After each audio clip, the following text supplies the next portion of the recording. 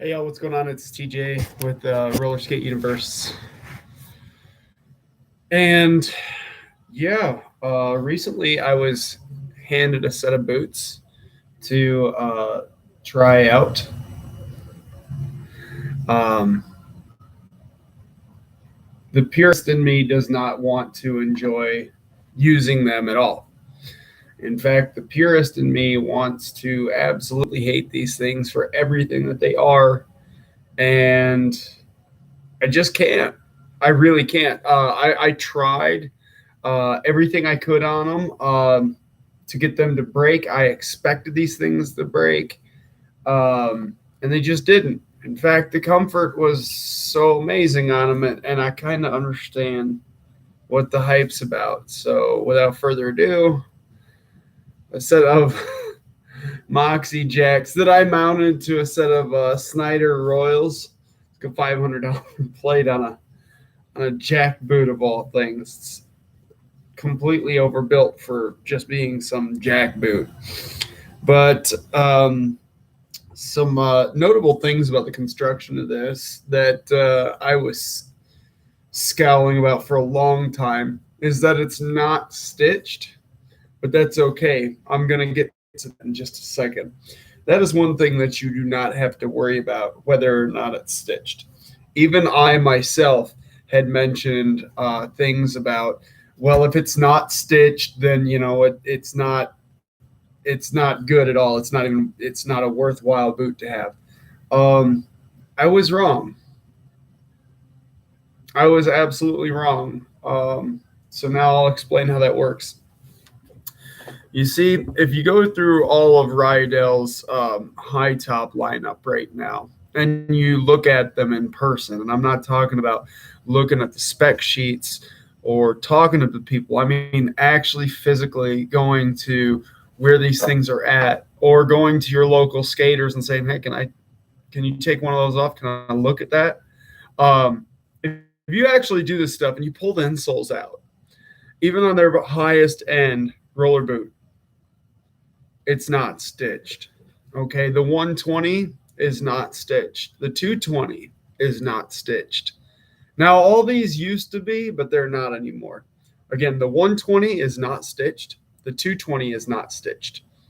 The 297 is not stitched. It used to be, but it isn't anymore. The 336 is not stitched. And the 3200 is not stitched. Let's not even get into the OG, the 172, because that also is not stitched. So, how are all these things constructed? Well, you see, it's really simple. What they do is they do a sandwich type of construction where the upper comes down and you have your top layer, which is the midsole, and then the outsole. And basically your upper, it sits in between here and what so it might just look like a bunch of cardboard when you open one of these things up. It might look like a ton of cardboard. That's your midsole. You have your insole, which is removable. You have your midsole, which is the inside of the boot, and then you have your outer sole. And then of course you have your upper. This is your upper. And it's a basic sandwich construction. Um, Yum. None of those boots are stitched. So all the people were like, well, you're not, you don't get it. It's not stitched, then it ain't crap. Well, tell them to take apart whatever boot they have right now. And unless it's a speed boot, it's not going to be stitched most of the time. There's a few high tops that are, namely the Fame and Boardwalk series from Sure Grip. So let's go ahead and delve into this here, and let's see if I can get a little bit of light going. And I know this is going to be really, really difficult to see. So let me see what I can do with some lighting. And boom, you see the inside of here. Awesome. Let's bring you in a little bit closer. I'm going to show you something, all right? If you look closely in here, you're going to see a bunch of silver dots, and it goes all the way around the edge. These are the nails that are actually holding all this together. And they go all the way around the entire perimeter of the inside of this boot. Now, that doesn't sound like a lot, but then when you think about adhesive technology and the fact that there's an entire layer right here that's sandwiching it to this layer, it's glued on both sides, it's nailed through this material, your upper material. Those nails actually also help prevent it from being pulled out from between your midsole and your outer sole. Those nails actually go through and keep it from being pulled out. So actually, it's pretty clever, and you know what? It works, and it's still considered a traditional construction method of a lot of dress shoes and work boots and things like that. Not everything is going to be stitched. In fact, in the dress shoe and work boot industry, it's normally commonplace to actually see what's called an external welt along the outside, which is where it's actually sewn on the outer edge right here. In roller skating, we didn't see a whole lot of that. When we did, traditionally the boots you would find it most on were the Hyde Betty Lytle boots and all the Hyde boots and some of the early Chicago Ware Brothers boots from the early 1900s. That's where we would typically see it. And while I'm at it, I decided to put this Snyder Royal plate on here, and this thing is absolutely insane. I'm sure if y'all have watched my review on this little guy right here, these Avenger Magnesiums, this is like that, but turned up to 11 and then the knob broken off. I've skated a lot of stuff before, but this one, and including single action 45s, I can't even name how many. But this thing right here is just cool, and it sits low, so it still feels really stable, and it's got a long nose and a tall nose on it. So even with a dance plug on this thing, it still behaves like it's nice and low to the floor. So if you have to reach up and get onto that for plug spins, freaking super. Love it. This boot was used. It was loaned to me by Rebecca Speedyrella Shepherd, who owns SkateCloseouts.com, who sponsors a lot of our content here. If you haven't already, go check her out. She also owns GetSkates.com as well. Originally, these belonged to a gentleman named Marco Castillo out in the Dallas-Fort Worth area. Another gentleman I competed with, all last year during Social Skate, along with Miguel Salas and Dawson Dominguez and Chemo and a bunch of other guys I used to compete against. All right, so I got a question here. EJ, sorry I'm late to the party. What boot is that?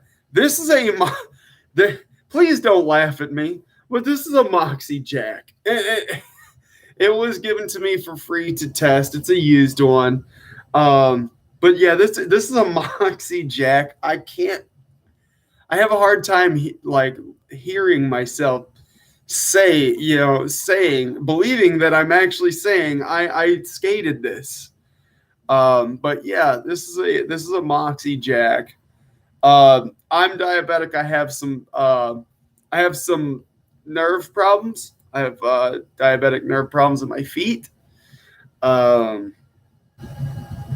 I need something that's like very, very comfortable.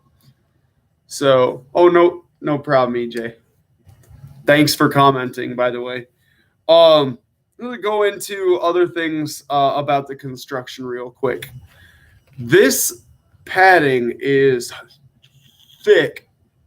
Like, seriously, like, it's pretty substantial. But one thing I noticed is it's almost gelatinous. It's almost like that weird mouse pad neoprene gel type of almost memory foam-ish type of stuff. And at first, for the first like couple of seconds you put it on, it feels like it's real constrictive. But after about a minute, God, it just hugs your foot. You know, it was pretty good. Now, the counter in this only comes up to right here. Yeah, AVP. I don't hate on Moxie, but the fact that it's so hyped, everyone and their mom's got Moxie. You beat me to it. AVP, you beat me to it. Holy cow. Yeah. The pandering and the nerf, a lot of people have like this nerf or nothing attitude when it comes to Moxie. They're like, it's a lifestyle, it's a lifestyle, it's a lifestyle. And that's cool. It's whatever. But they treat a lot of the other people in their respective communities and in their locales. They treat a lot of the other skaters like, if you don't have this, you don't have jack. You don't have nothing. That's how they treat a lot of the other skaters. I've seen it, you know, or they talk them up in such a way that they will they passive aggressively hint at that. And, you know, it's hard to sit there and talk about welcoming people into skating and, you know, all this stuff about inclusivity and then turn around and do that. Look, people can afford what they can afford. I'm going to be honest. There was a huge rant on one of the pages on Facebook. It was beginner roller skating and inline. That's like 44,000 members or something. I could be wrong. I haven't counted in a while. Huge thing about Impala skates. Look, I'm not going to get into the ethics thing. I'm not. That is not my lane. Plus, I have no business dealing with those things anyways, dude. I just don't. I really don't. I run sets of wheels that are worth more than those skates.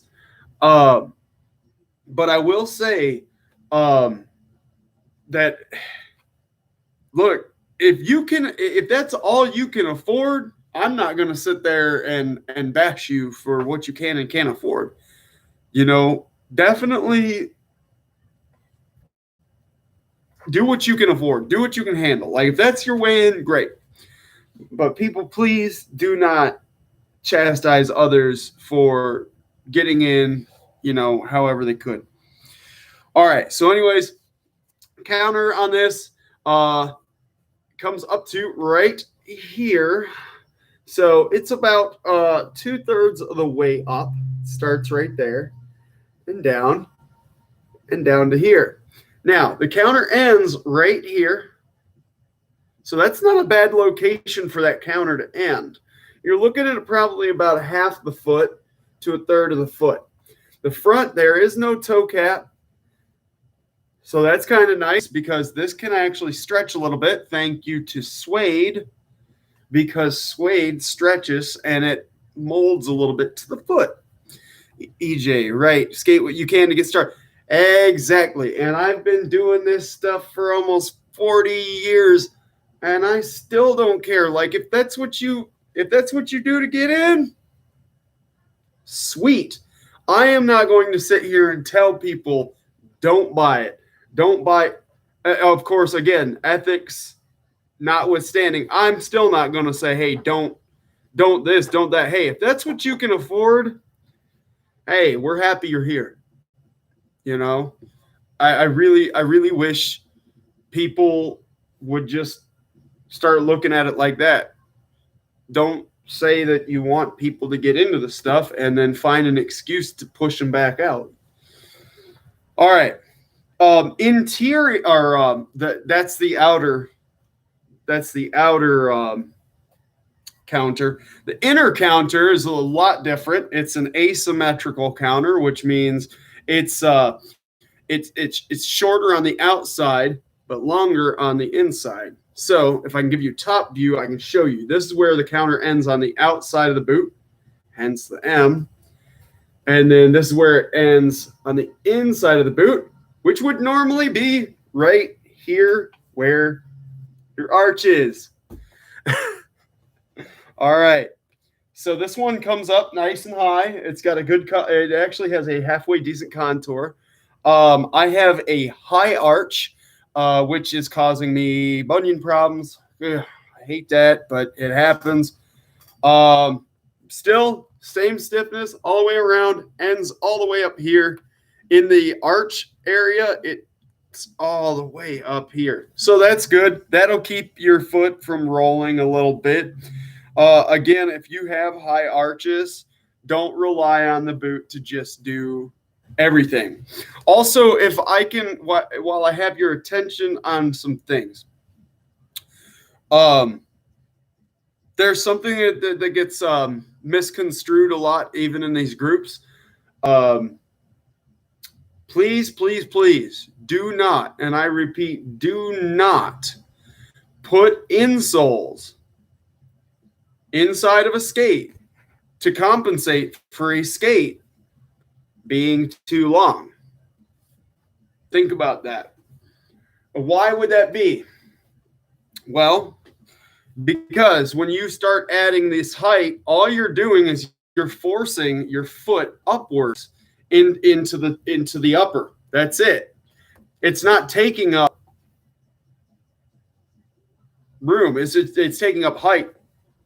That's still the only thing you're going to do is you're going to fatigue your feet by pushing that up. What's going to happen is you're going to increase the downward tension created by lacing up and tying down, and you're actually going to squish your feet. And what's going to happen is you're going to take that arch and you're just going to compress it by doing so. And if you don't do that, in most circumstances, what's going to happen is those laces are going to tighten over top of the tendons and the arteries in your foot, and you're going to create numbness problems and things like that, circulation issues and everything else. Something you really don't want happening when you skate. So just buy the right skate. Again, stop using shoe size to dictate what skate to get. A lot of these skate manufacturers have sizing charts and things like that. Remember, most of them are in men's sizing. That's just how it works. Sorry about the luck. It's not hard. Go down one size. If you do vanilla stuff, I want to show you something. If you do vanilla stuff, watch this. I'm sorry, I get so sidetracked. If you look right here, I want to show you something.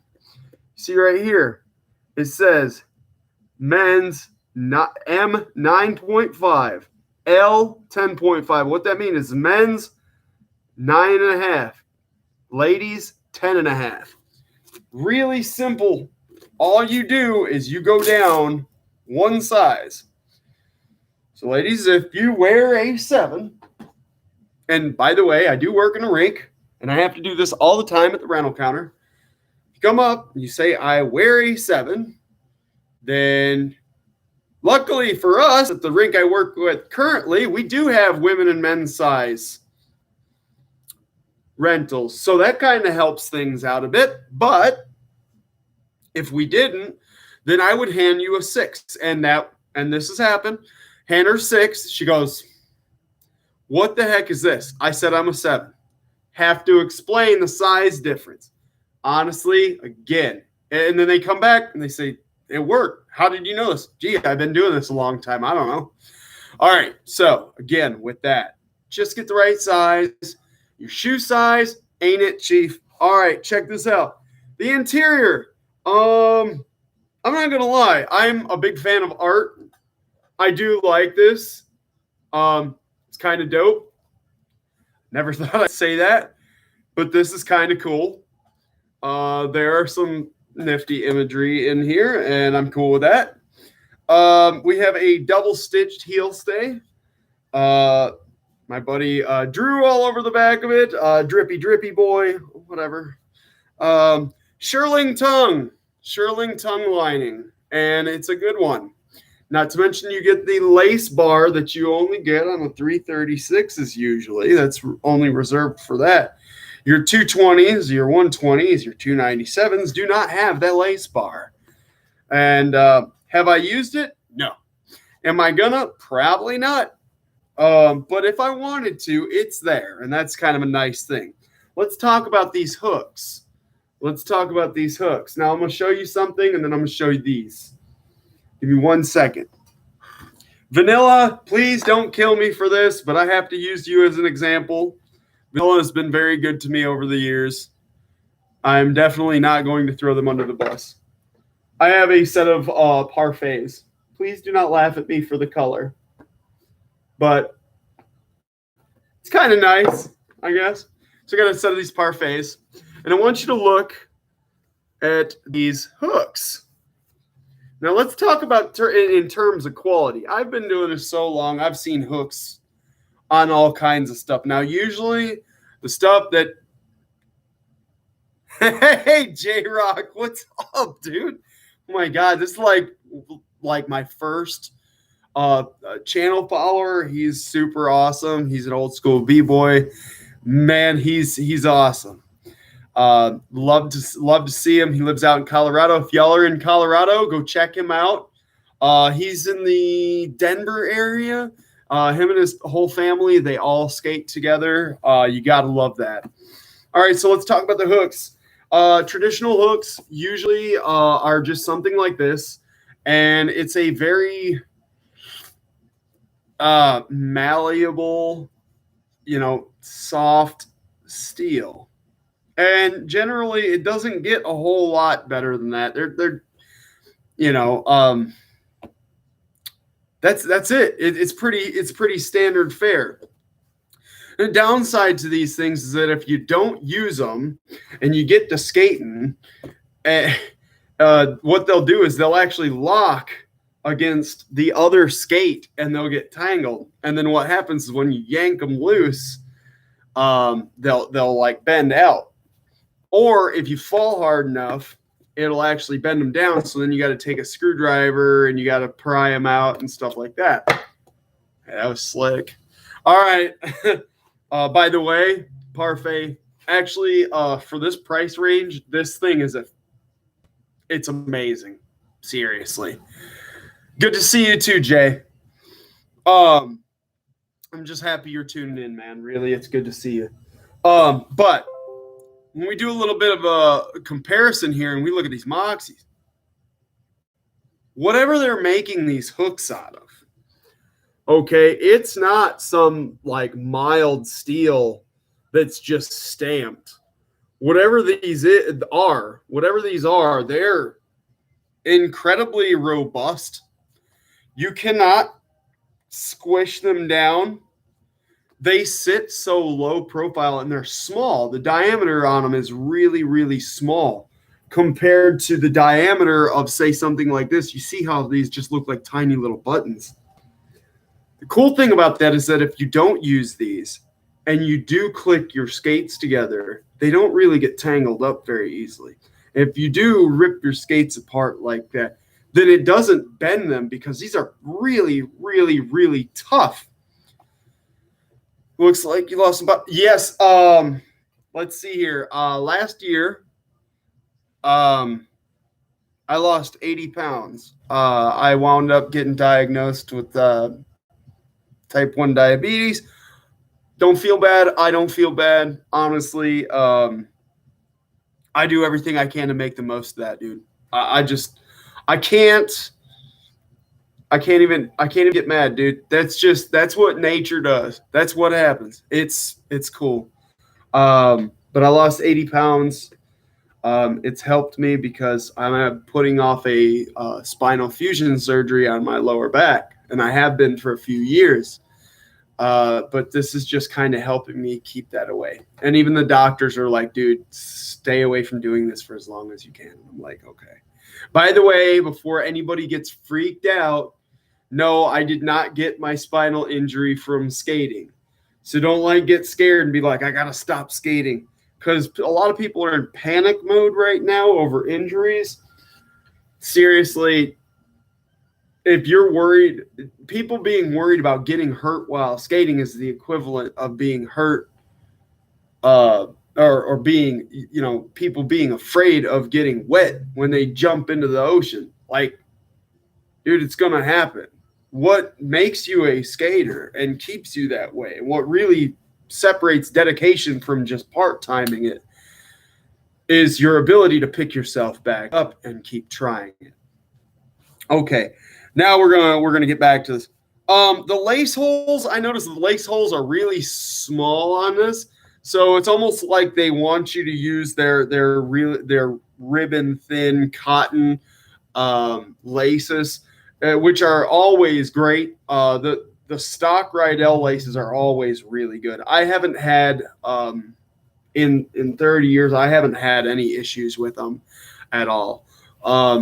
But just keep in mind, if you use like an aftermarket laces like these ones, I forget who makes these. Honestly, I think these are called Derby laces or something like that. They might be. I don't know. The rink I work at, which, by the way, if you're in San Antonio, come visit me. I'm at the Rollercade. But these things are cool, but it was a tight fit. So just a heads up, this is a standard width lace. Going through these holes right here was a little bit of a tight fit. It was. I like the carrying strap. This is cool. So one of these was broke. I actually had one of my friends restitch this right here, and it is double stitched. This cuff right here is double stitched, and you can see right here, and it goes back up. I like the dance cut. It's pretty aggressive. You have, that relief cut that you normally see on a ice dance boot or a some of the freestyle boots and stuff like that. Not bad. I really didn't want to like this. I really didn't. Yeah, Jay, this is a Moxie Jack. Wax derby laces. Yeah. The wax derby laces are really, really nice. I can't say enough good things about them. I like them a lot. Of course, most of my stuff that I do skate on has lace covers like this. And, it's almost pointless for me to use stuff like that because it's not going to get seen, and yeah. Let's see. Let's go on width real quick. Most of the stuff I'm used to is a C width. Again, I rock vanillas, and they're C width here, front and back.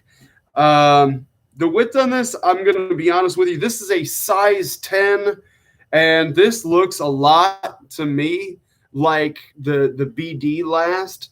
I could be wrong, but it looks really darn similar to the BD last that they were using on the 911s, that Rydell was using on the 911s 15 years ago.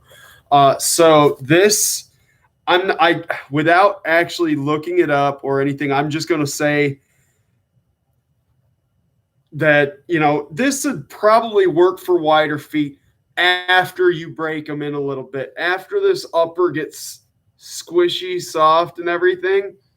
Again, because I have like bunion problems, like this conforms so much, and look at how much of this hangs off over the edge, like how much that boot hangs. So it's not bad. Like it's again, I wanted to not like it, but for some reason I really like it. This is definitely one of those. This is what I would call a 6-hour boot. Okay. I want you guys to pay close attention to this. I've been doing this so long, I have like weird code words for stuff, so bear with me. Okay. So if I say something is a 2-hour skate, it means it's so uncomfortable, at most you're going to be able to stand 2 hours. If it's like a 4-hour skate, which, that's pretty, in this grand scheme of things, that's pretty good. If I say it's a 6-hour skate, that means you can wear it for 6 hours before you have any pain or anything like that. This is a 6+ hour boot, which means you could probably wear this for 6 hours or until you get tired of it, until you just get tired of skating. I wore this And it normally doesn't take me long to be able to tell. Hold on, I got fingerprints on this plate. And then, by the way, I am going to review this plate, and I am going to be selling this plate, and I just got it a week ago. It's like I think they're like 500 for one of these. Freaking seriously badass plate, dude. I'm not going to lie. This thing is wild. I custom cut the cushions. I custom cut the heights for them and everything else. They're set up to my weight and how I like them to skate, which is I can turn them, and I'm 165 pounds, or 170 pounds, I'm sorry. I gained a couple. Anyways, this, I could tell within 2 hours that this was going to be a 6-hour skate. After about 4 hours, I was definitively affirmative when I said this is definitely a 6-hour skate. And I have my stuff center mounted, sport mounted, and I have my cushions so loose so I can rotate any direction. And seriously, skating is like effortless. Every push that you do on these is a double push. That's something that a lot of people don't talk about with a 45, but it's almost, and I'm not going to say for sure, almost the way it moves almost replicates double pushing with a single push when you skate, if you have it set up right. And if you have correct form, then you can be really, really fast on them. Although, again, this wasn't set up for speed. This was set up for dance. Okay, so at this time, anybody have any questions about these things? Go ahead and yeah. Okay, let's see what we got. Still floating on clouds. Bont proteges on Athenas and Scots. Ooh, rich man with 8 balls. Those things are gold for me. Yeah, Scots are wonderful. I haven't played with the Athena yet. When I first had an encounter with the Bont Athena, I noticed it was like really, really heavy, and I was like, okay, I need to get this thing on a scale. So as soon as I get the chance, I am gonna put them on a scale, and that's something else that I do. Every plate that I get, it doesn't matter if it's mine or not. Every one of these things, I put them on a scale and I measure them out in grams. So every wheelbase between 160/2 or 600 and 185/700, I have weights on. And I have Ultimate 3, Power Track, Pro Line, Advantage, soon to be these guys right here. Rock plates in 2 different sizes in 7, which, by the way, I custom dyed this fluorescent yellow. And believe you me, these things glow in a black light. Vanilla Gorilla plates, Sunlights, Thrust plates, Arius, Roll Line, Dance, Energy.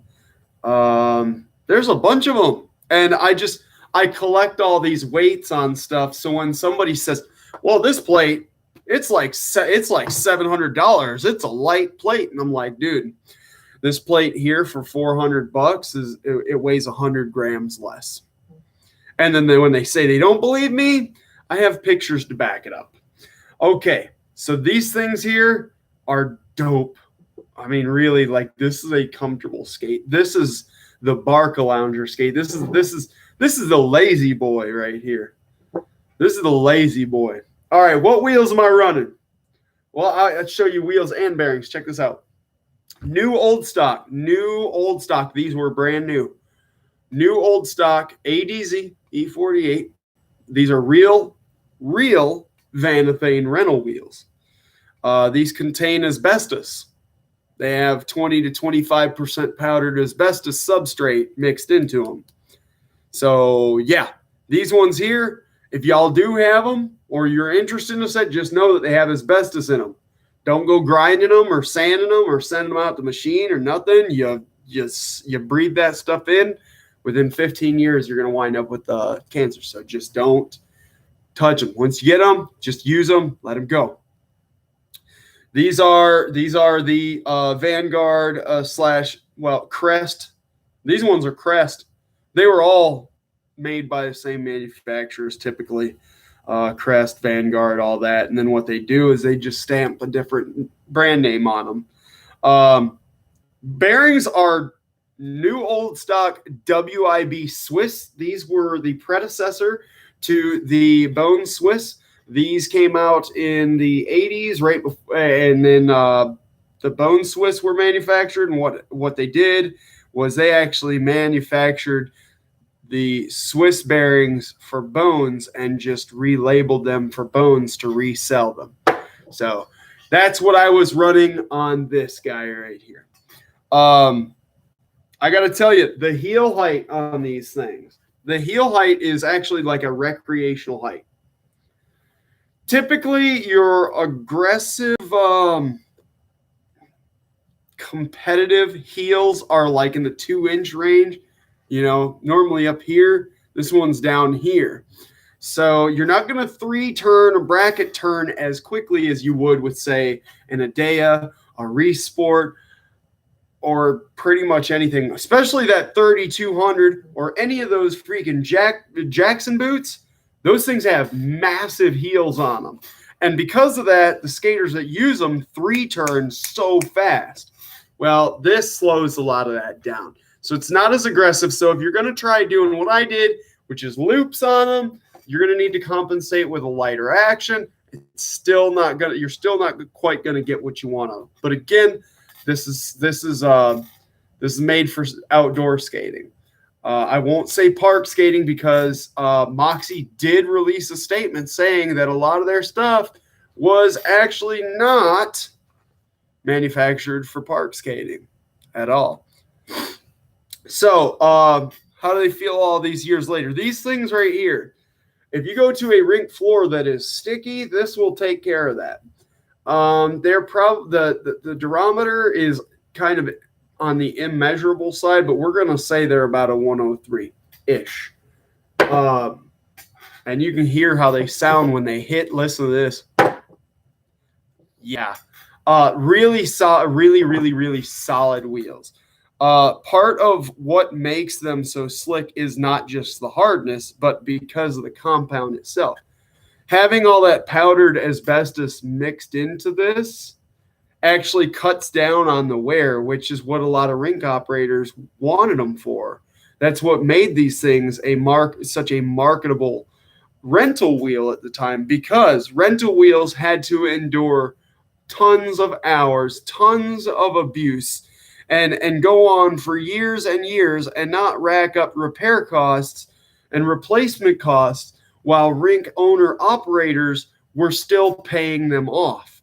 Because a lot of the times rink owners would actually get into financing agreements with the companies that made the rental skates, and they would actually negotiate extended contracts and financing for all the rental skates. So the last thing that you want on your mind when you finance 200 pairs of rental skates is also having to compensate for repairs. So these wheels were really good at not getting damaged by misuse from the customers over a long period of time.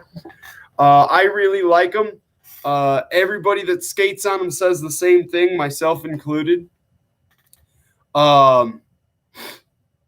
Everybody says that it's the perfect mix between slip and grip, which is actually pretty true.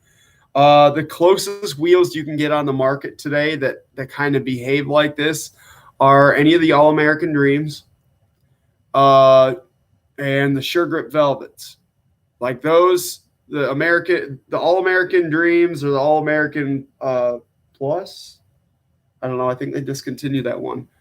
But if you get any of the newer ones, or anything All-American, Fomac Freestyle is pretty dang close too.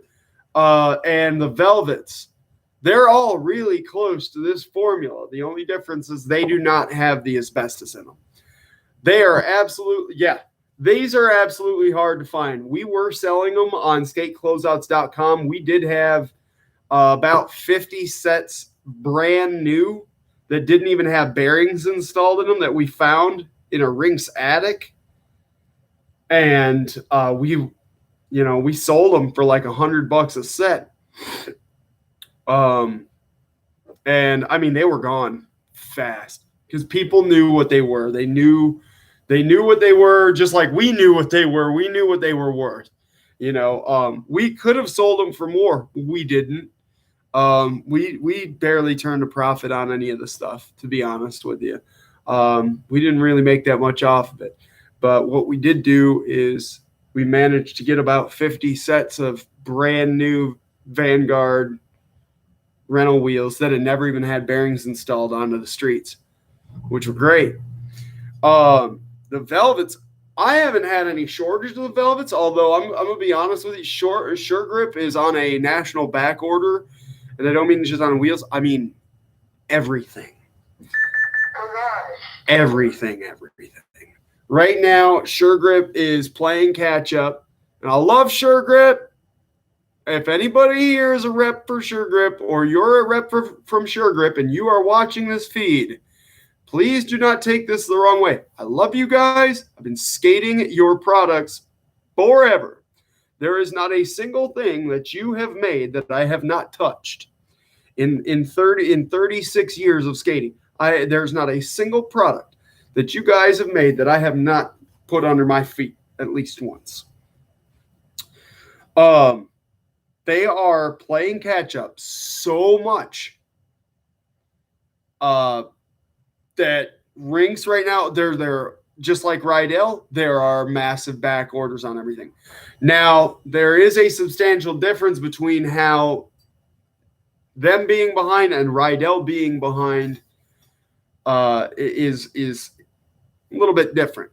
So Rydell being behind, everything that they do really is handmade stuff, or anything else, or it's outsourced to a different country, like their plates and everything else. None of their plates are made in the States. It's whatever. Their wheels, they're not made in the States. The bearings, as far as I know, they're not made in the States. Most of their boots are. But when you have a logistic nightmare worldwide going on and you're farming stuff out to you're outsourcing to other countries and you're trying to pull it back in and it can't get back in, plus you have the lead time generated from incoming orders that never stops. There's going to be a little bit of a traffic backup. We could have never predicted that skating would have blew up this big at all.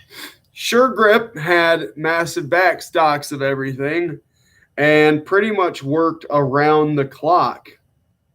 And that hasn't really changed. Like, they pretty much worked around the entire friggin' clock in order to, keep up with everything. But of course, again, they had back stocks, everything, and you have to look at what they specialize in. Most of what they specialize in is all the lower end assemblies. So your plates, your wheels, your bearings. They only really got into boots around, I was in my 20s. I think it was probably about 2005, 2006. They started to make their own boots. That was after their lawsuit between them and Rydell. If you don't know, now you know. There was a big lawsuit between Rydell and Sure Grip back in the early 2000s. They used to work together. Everything they did was exclusively mutual with each other, and now they make their own everything. Rydell had to come up with their own plate company, so they created Powerdyne. They had to come up with their own bearings because Sure Grip wasn't going to supply that anymore, so they came up with Quick. They had to come up with their own wheels because Sure Grip wasn't going to supply those anymore. And when you look at old catalogs from the early 2000s, you'll see anything like pre-2005, you'll see. Like they everything they sold was always a Rydell boot and a Sure Grip plate and Sure Grip wheels and Sure Grip bearings and Sure Grip stoppers. Back then, the only thing Rydell made was boots, and that was it, period. I will say from a personal standpoint, please, nobody take this the wrong way. But after doing this as long as I have and owning so much of it, by the way, I'm taking these apart. Because again, I am selling these plates. The Royals.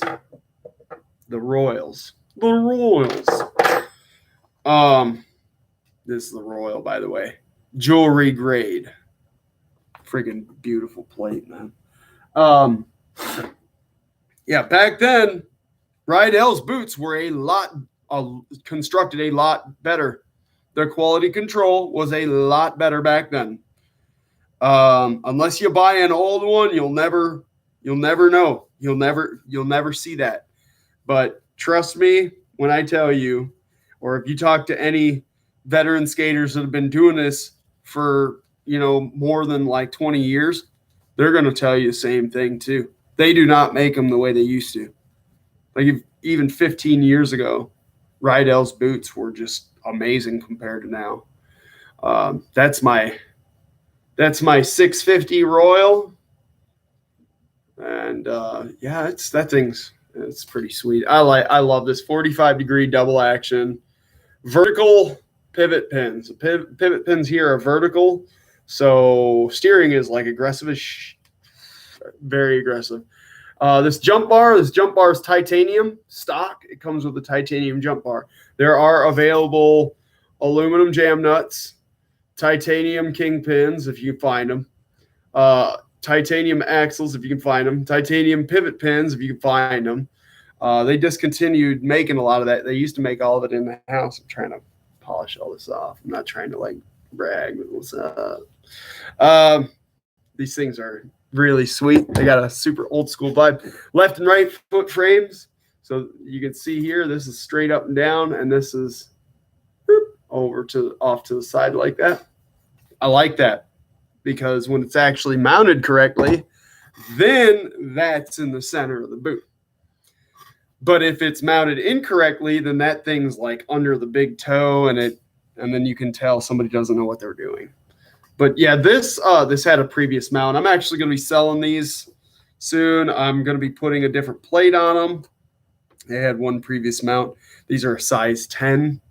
But I am going to be putting a different plate on it and selling these for her. So might put this custom dyed rock on here because it's a good fit and it just looks freaking sweet. Believe me, this thing glows under a black light. They do not make them in this color. I did this myself. It was really cool. I liked it. I think that's a good fit on there. What do you guys think? Somebody give me some idea. How does this look? What do you think? I think it's kind of dope. I don't know. I think that would make a really cool skate. All right. So yeah, again, I'm not going to take up too much of your time because this is like the longest stream I've ever done. I have never done a stream this long ever. And I love y'all for hanging out and paying attention. EJ, okay, that's all I needed to hear. I'm gonna throw that on there. Maybe I keep it around and keep it as an outdoor build. I think that'd be kind of dope. But yeah, I love y'all for sticking with me and listening to me rant. But again, this is the Moxie Jack boot. Again, I didn't want to like it, but I wound up liking it a lot. So, if you have a chance to check one of these out and just try it on and think about some of the stuff I covered, please do. And hit me back sometime and let me know what you think. Thanks for sharing your wisdom. Yeah, I appreciate it. I'm happy that somebody will listen to me. I go into a lot of these pages and I try to talk about the stuff, and sometimes I don't know what it is. Sometimes people take it the wrong way and think that I'm just very full of myself saying it. I honestly, I don't know. I've just been doing it forever. I don't get anything out of this. I just want to make sure that other people do. So thank you all so much. This is TJ with Roller Skate Universe. Oh, one other thing. If y'all are in San Antonio, come to the #1 rink in town, which is the Rollercade. No, I am not paid to say that. I'm just an employee, and I DJ there. And I'd love to have some visitors down there. So y'all take care. Peace.